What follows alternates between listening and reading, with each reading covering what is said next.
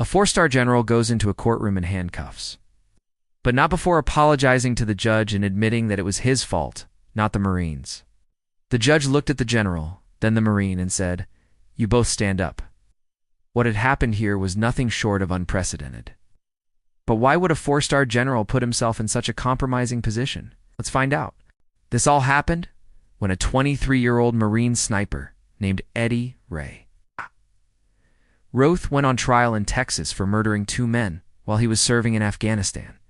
Ruth was just an ordinary young man from Midwestern America who wanted to serve his country. He joined the Marines and became a sniper.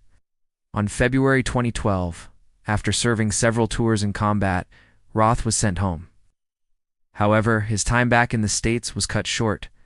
He was deployed again to Afghanistan 3 months later. Shortly after arriving, he committed the crimes he would be tried for back home. The victims were identified only as Chris and Matt, both of them fellow Marines who had been close friends with Roth at one point. But things changed, and the 3 of them began arguing about their shared deployment and memories of their deceased comrades. They started fighting more and more, and so Chris asked Matt to come on a dismounted patrol. They would go off separately so they could have some alone time and try to work things out. When they got back to base, they reported what had happened and said they would do whatever was necessary to protect their fellow Marines, even if it meant putting themselves in harm's way. This did not sit well with Chris and Matt. So the day before the incident, Chris wrote in his diary how he was worried about the safety of his friend. The 2 of them argued about this dismounted patrol, and Chris insisted he had done nothing wrong. When Ruth listened to this, he flew into a rage, grabbed his rifle, and headed straight to Chris's room. He knocked on the door, and when Chris opened it, Ruth shot him in the head and chest. Then he went looking for Matt. He found him outside by a fire pit talking to other Marines and invited him to come see something funny. As Matt approached, Ruth turned around, aimed his weapon at him, and pulled the trigger. It was over in seconds. When the other Marines rushed to Matt's aid, they saw Ruth standing nearby, still holding his rifle. He admitted to them what he had done and claimed he felt compelled to do it.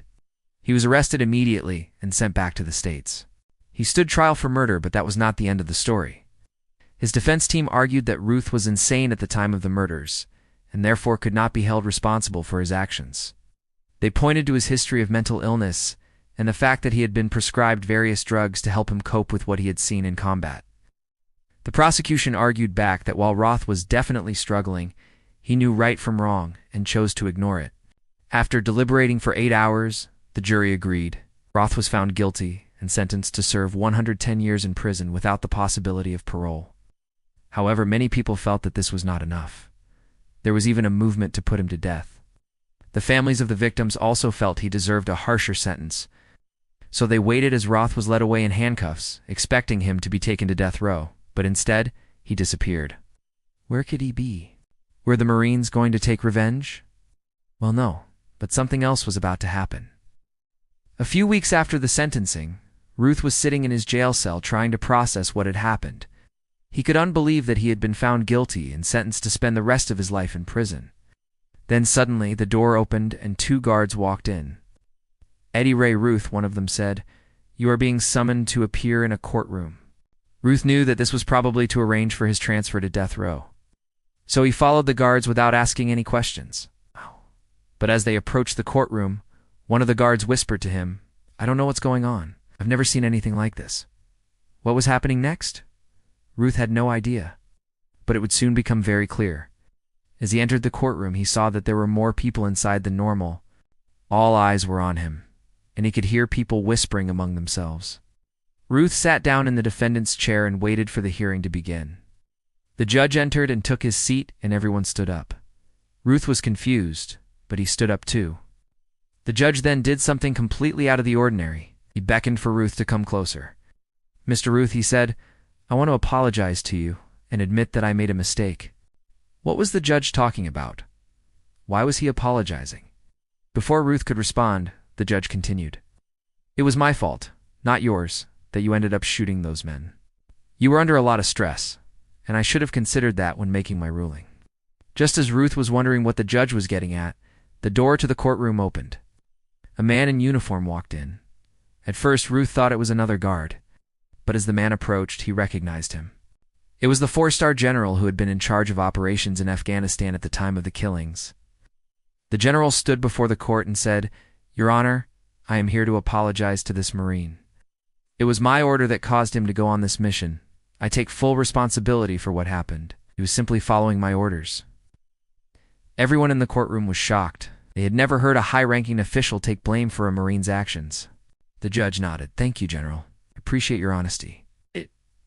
Then he turned back to Ruth and said, "Mr. Ruth, I want to apologize to you as well.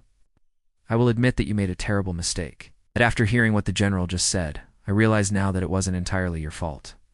In light of that, I am going to reduce your sentence to 40 years. You will still serve a long time in prison, but at least you won't die there. In addition, you will receive an honorable discharge from the Marines, and your pay and benefits will remain intact." Ruth could not believe his ears. He had expected to be sent to death row, but instead his sentence was reduced, and he would receive the same benefits as any other Marine. The general then stepped forward and placed his hand on Routh's shoulder. "I'm sorry about what happened, Marine. I know this doesn't change anything, but please accept my apology. You did nothing wrong." Routh's eyes welled up with tears as he heard these words. No one had ever apologized to him before. He managed to say, "Thank you," and the general smiled sadly and left the courtroom.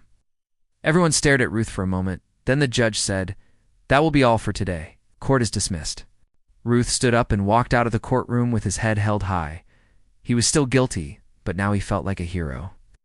The judge and the general had shown him that even if he made mistakes, as long as he owned up to them, he could move on and make things better. Ruth knew he would have to live with what he had done for the rest of his life, but he was grateful that he had at least received an apology.